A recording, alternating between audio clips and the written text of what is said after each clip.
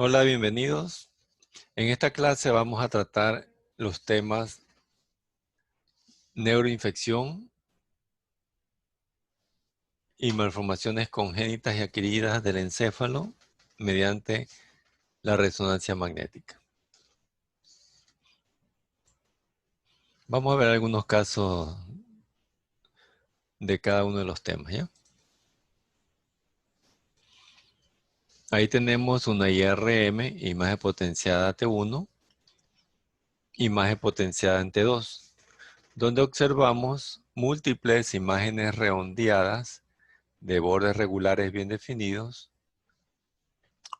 Cogemos como ejemplo para describir la imagen de aquí, en cuyo interior observamos una imagen nodular, ligeramente hiperintensa, que corresponde al signo del foco, distribuida de manera dispersa en todo el parénquima cerebral, que se observa hipointensa en T1, me refiero al contenido de estas imágenes redondeadas, e hiperintensas en T2. Entonces, como impresión diagnóstica, es una neurociticercosis en fase quística. Si nosotros le ponemos medio de contraste, nosotros observamos que las paredes de estas formaciones imágenes quísticas realzan, se vuelven hiperintensas con el medio de contraste. Entonces, ahí tenemos el diagnóstico de neurociticercosis en fase quística, ¿no? Recordamos que este es T1 simple, este es T2 y esto es T1 con medio de contraste. En este esquema nosotros podemos visualizar localizaciones del citicerco. Tenemos intraparenquimatoso, en espacio subaracnoideo, intraventricular y también a nivel de las cisternas. Ahí tenemos un corte macroscópico por anatomía patológica del citicerco en fase quística. Estamos ante una IRM de cerebro, imagen potenciada T2, en un plano corte sagital, donde observamos imágenes. Ahí tenemos 1, 2, 3, 4, redondeadas de bordes regulares bien definidos, hiperintensas, que están localizadas aquí en la cisterna supracerebelosa y por delante de la protuberancia. Entonces, como tienen una hiperintensidad de señal en su contenido, se trata de citicercosis cerebral en fase quística a nivel de las cisternas del encéfalo, ¿no? Aquí tenemos nosotros una vista macroscópica patológica donde observamos los quistes del citicerco a nivel de las cisternas. Tenemos otro paciente en esta imagen de IRM de cerebro, imagen potenciada T2, observamos múltiples imágenes redondeadas de bordes bien definidos, hipointensas, de manera dispersa en el parénquima cerebral. Entonces se trata de la citicercosis cerebral en fase cálcica y como hemos visto en este caso tenemos aquí el signo del granizo. Podemos confundirnos con otras patologías como en el caso de la que tenemos acá, que también son imágenes redondeadas hipointensas y se trata de una lesión axonal difusa de tipo hemorrágica. La diferencia es que las calcificaciones tienen bordes definidos, pero la lesión axonal difusa, los bordes son irregulares. Estamos ante una IRM, imagen potenciada T1 del cerebro, con medio de contraste, donde observamos una imagen ovoide hipointensa, cuyas paredes gruesas realzan en forma de anillo con el medio de contraste, y está rodeado de una hipointensidad de señal que corresponde al edema perilesional. Si nosotros vemos en T2, observamos la misma imagen con un contenido hiperintenso y el edema perilesional también que se ve hiperintenso. Entonces, el diagnóstico es acceso cerebral en el lóbulo frontoparietal del lado izquierdo. Tenemos otro caso de acceso en esta IRM, imagen potenciada T1, imagen potenciada T1 con medio de contraste, donde se observa el realce de las paredes gruesas del acceso en forma de anillo, el edema perilesional que es hipointenso, y en T2 el contenido y el edema perilesional se observan hiperintenso. Estamos ante una IRM, imagen potenciada T1, donde observamos a nivel de la fosa posterior, porque estamos en la base del cráneo, la ausencia del vermis cerebeloso y la comunicación entre el cuarto ventrículo y la cisterna magna. Entonces estamos ante el diagnóstico de un complejo de Dandy-Walker. Si le hacemos una IRM, imagen potenciada T2, observamos con una hiperintensidad de señal el LCR. Bueno, esta es la tomografía que hemos visto ya en clases pasadas. Entonces se trata de un complejo de Dandy-Walker. Estos son cortes sagitales, tanto en T1 como en T2, donde observamos el cerebelo disminuido de volumen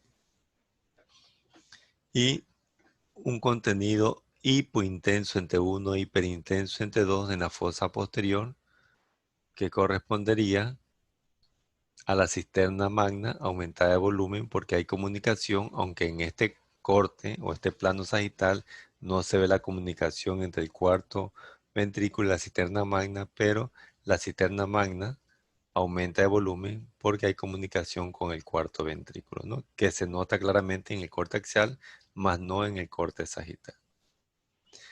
Otra de las patologías de malformaciones congénitas del encéfalo tenemos la llamada malformación de Chiari. Recordamos que anatómicamente la amígdala cerebelosa, que se encuentra en la porción inferior del cerebelo, no rebasa el agujero occipital, pero en la condición patológica de que la amígdala cerebelosa se protruya y avance en dirección caudal y atraviese el agujero occipital, entonces corresponde a una malformación de Chiari. Ahí tenemos una IRM, imagen potenciada T1 e imagen potenciada en T2, en un corte o plano sagital, donde observamos la protrusión y prolongación en dirección caudal pasando el agujero occipital de la amígdala cerebelosa, ¿no? Entonces, como diagnóstico es una malformación de Chiari. Lo mismo acá, tengo otra malformación de Chiari, bueno, asociada a una imagen quística hipointensa a nivel de la médula espinal, ¿no? Que es una cavidad siringomiélica. Tenemos otro caso donde observamos aquí en imagen potenciada T2, en un corte axial en el nivel de la base del cráneo, una alteración de la continuidad del hueso occipital por donde protruye y sale contenido encefálico.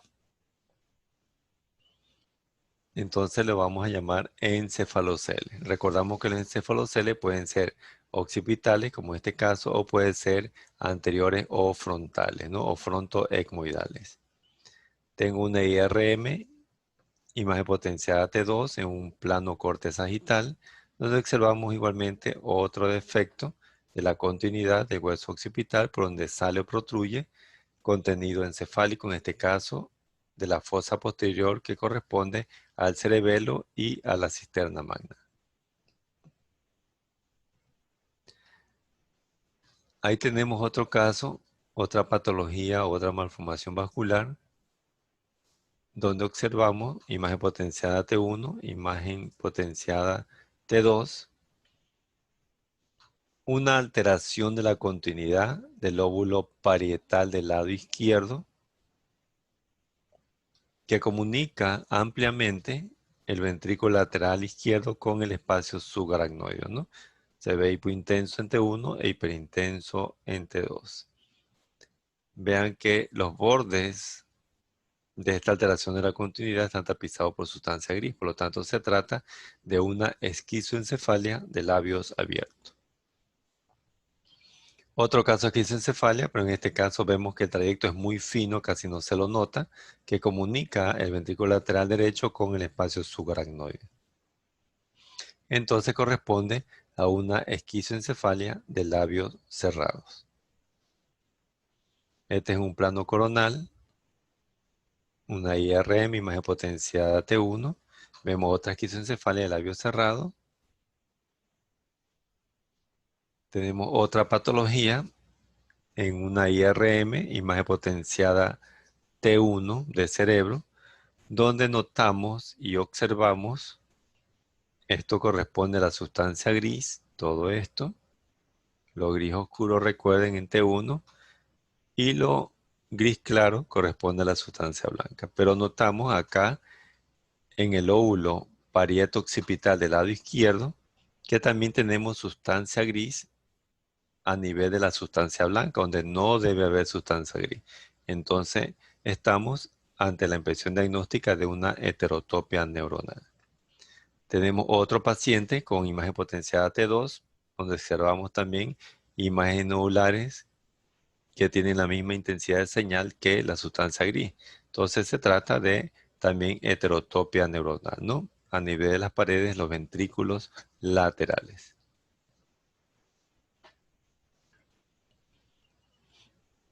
En esta IRM, imagen potenciada T1, observamos aumento del tamaño del volumen de los ventrículos laterales, cuya impresión diagnóstica entonces corresponde a una hidrocefalia, ¿no?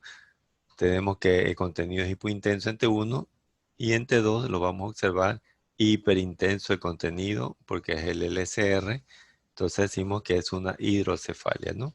Ahí tenemos la tomografía como ejemplo, ¿no? Estamos ante una IRM, imagen potenciada Flane, donde observamos una imagen redondeada hipointensa de bordes bien definidos que desplaza el lóbulo temporal y está localizada en la fosa media del lado izquierdo. Y si hacemos un T2, tenemos que se la observa hiperintensa. Entonces se trata de un quiste aracnoide, ¿no? Ahí tenemos la tomografía respectiva del quiste aracnoide en la fosa media del lado izquierdo. Esta es la huella que deja porque por lo general la mayoría de los quistes aracnoides son congénitos, ¿no? Este es un esquema de quiste aracnoide que está desplazando y comprimiendo la arteria cerebral media del lado izquierdo y desplazando el lóbulo temporal, ¿no? Tenemos otra patología en la que nosotros observamos esta imagen potenciada Flare, escasas circunvoluciones, las mismas que están amplias, planas, ¿ya? Tengo un cerebro en forma de 8, unas cisuras de silvios pocos profundas. Entonces el diagnóstico es lisencefalia o también llamada agiria. En esta imagen potenciada T2 nosotros observamos con las mismas características, lo mencionado anteriormente, con una lisencefalia o agiria, aparte de dilatación de los ventrículos laterales. Lo mismo, una agiria o una lisencefalia como impresión diagnóstica. En la imagen inferior a su izquierda tenemos una IRM del cerebro, imagen potenciada T2. Notamos ahí los espacios subaracnoideos corticales que se ven hiperintensos porque tienen el LCR y esto es T2, que son muy finos estos espacios, pero acá observamos que estos espacios se encuentran ligera, moderadamente ensanchados, incluso la cisura del silvio se ve más acentuada en relación a la imagen de ejemplo, la imagen pequeña, tanto en T2 como en T1. Entonces observamos ahí el ensanchamiento del espacio subaracnoideo corticales con acentuación de los surcos y cisuras cerebrales. Entonces, mencionamos que corresponden a signos por resonancia magnética de atrofia cerebral cortical. Lo mismo encontramos acá, pero se hace más notorio la disminución del volumen del parénquima cerebral frontoparietal, el ensanchamiento de los espacios subaracnoides corticales y se suma la dilatación de los ventrículos laterales. Por lo tanto, tenemos como impresión diagnóstica signos por resonancia magnética de atrofia cerebral córtico-subcortical. Ahí tenemos la macroscopía. Vemos nosotros el parénquima cerebral con volumen normal. Vean los surcos cerebrales entre circunvolución y circunvolución en relación a este parénquima cerebral, que primero se lo ve más delgado.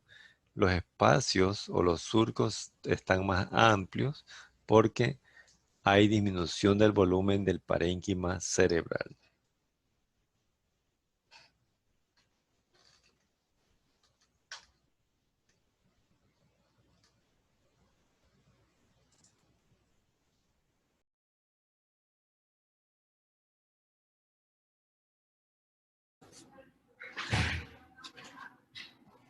De malformaciones congénitas y también de neuroinfección, ¿no? Bien. Pero vamos a hacer más que todo hincapié en lo más importante y que se resalta en el videoconferencia de la clase, ¿no? Como ya lo hemos visto, ¿no? Si hay alguna inquietud, igualmente me la pueden realizar, ¿no? A ver, estoy tratando. Vamos a poner acá la sala de espera. Ya. Bueno, ahí tenemos nosotros el signo del foco, ya hemos visto, ¿no?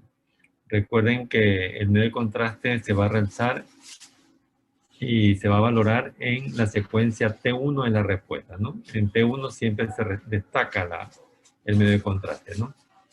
Como ustedes ven aquí, ya tenemos nosotros el edema perilesional alrededor de los cercos quísticos, que de pronto no lo veíamos en la tomografía, ¿no? Esto hiperintenso que se ve acá, esto blanco, corresponde también al medio de contraste. No es que el medio de contraste se ha metido en el interior del quiste, sino que este corte o estos cortes son a nivel de la pared, ya solo de la pared. En cambio acá es un corte medial, ya en la mitad del quiste, ¿no? Por eso se ve el líquido en el centro y la pared hacia la periferia, ¿no?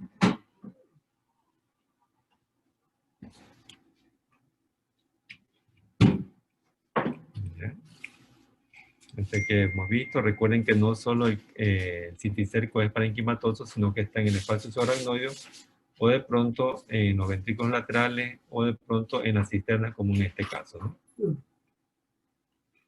Y tenemos el signo de granizo, que son las calcificaciones del citicerco, que se parece mucho, como mencionamos en el videoconferencia de la clase, en ALAC, ¿no? A lesión axonal difusa, ¿no? La diferencia es que las calcificaciones son de borde regular e indefinido y la lesión es axonal difusa, pero la de tipo hemorrágica que se ve hipointensa en T2, los bordes son irregulares, ¿no? Bueno, son tan pequeñas, pero de pronto ustedes pueden notar el borde bien definido en la calcificación y aquí como un borde un poquito en forma de punta, ¿no? De forma irregular, ¿no? Bueno, ahí ya sabemos que es un acceso porque tiene el realce en forma de anillo, ¿ya? Que se ve hipointensa en T1 con medio de contraste. Observen el contraste, lo hiperintenso hacia la parte cortical, ¿ya? Y aparte del realce de la pared, ¿no? Y se ve hiperintenso el acceso en T2, ¿no? Igualmente el edema perilesional. Vean que el edema perilesional en T1 es hipointenso, recuerden eso, ¿no? T1, T2, simple y con medio contraste de T1, ¿no? Complejo de Andy-Walker. Recuerden que este complejo de Andy-Walker solo se va a diagnosticar y se valora en un plano axial. ¿Por qué? Porque aquí vemos nosotros la ausencia del vermi y la comunicación entre el cuarto ventrículo y la Pues cisterna. como esa clase acabo como a las 3:30. A veces antes, no sé. ¿Ya?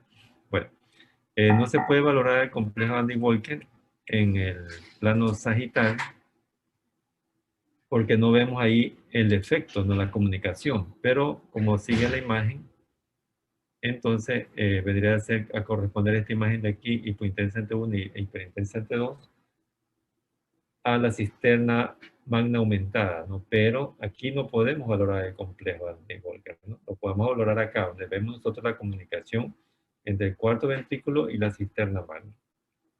Porque de pronto no puede ser en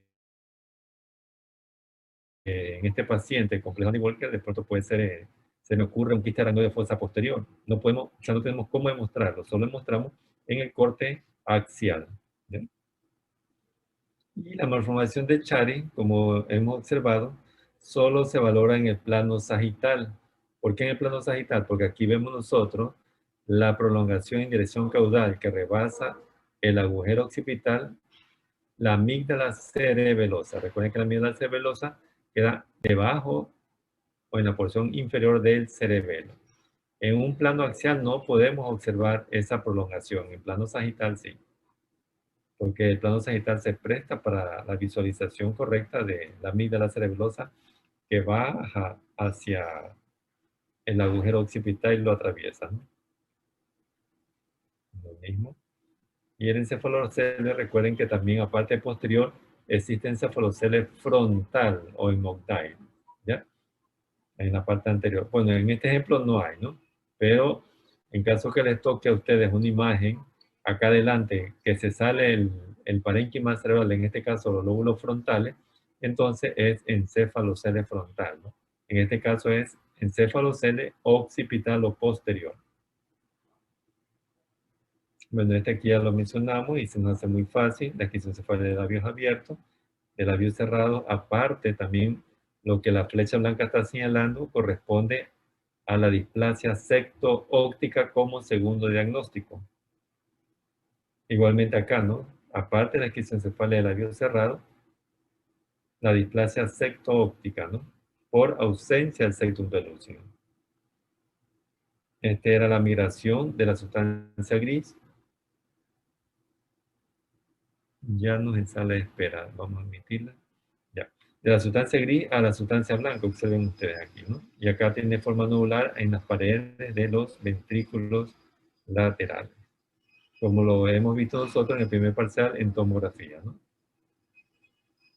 Bueno, este diagnóstico es muy simple, muy fácil, que es la dilatación de los ventrículos laterales o hidrocefalia, igualmente acá, ¿no? Hidrocefalia, ¿no? Recuerden que el diagnóstico aquí en T2 es hidrocefalia, no le van a hacer caso a estas flechas acá, ¿no?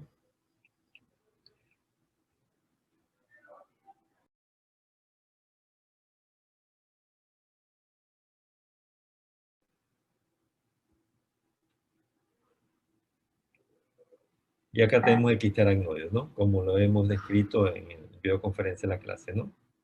Igual con la misma descripción propiamente dicha que hemos hecho en la tomografía, ¿no? Con desplazamiento que está localizado en la fosa media del lado izquierdo, desplaza el lóbulo temporal, ¿ve? El lóbulo temporal lo desplaza, ¿no? Quiste aracnoide, ¿no?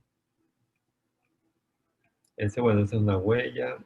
Aquí en esta, lo que hemos visto aquí en Agiria, recuerden que esta imagen potencial es flame, porque de pronto la pregunta no es el diagnóstico, ¿no? Porque el diagnóstico se ve muy fácil, cerebro en 8, superficie plana del cerebro, ¿ya?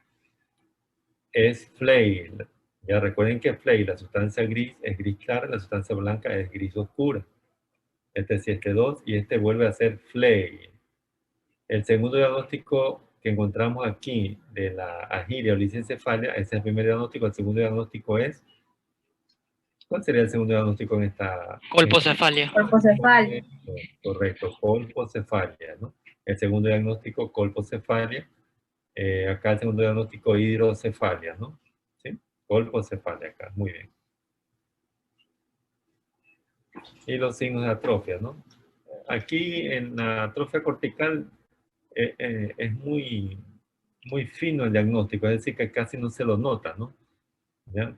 De pronto notamos más en la cisura del cilvio, que está ensanchado los espacios subaracnoides, pero acá en la córtico subcortical ahí sí, pero solo aquí los lóbulos frontales son los que están atrofiados, ¿no? más no los lóbulos occipitales. Solo aquí los lóbulos frontales que se notan mejor en T2 que en T1. En T1 parece que fuese un infarto crónico por ahí, pero en T2 se nota más claramente la disminución del volumen del parénquima, ¿no?